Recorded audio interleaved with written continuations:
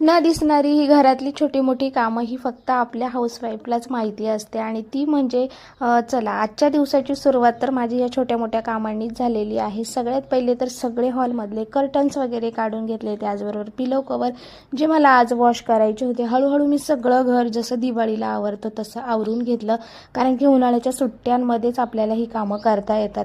चला आता तुम्ही बघू शकतात कॉटच्या खाली इतका पसारा होता आणि मुलांच्या खेळण्या त्याच्या खाली अडकलेल्या असतात, त्यामुळे आठवड्यातून तर ते काम होतंच। सगळं वॉश करून बाहेर सुकत घातलं आणि इकडे अजून अनुची एक्झाम व्हायची बाकी स्कॉलरशिपची, त्यामुळे त्याचा अभ्यास घेत होते।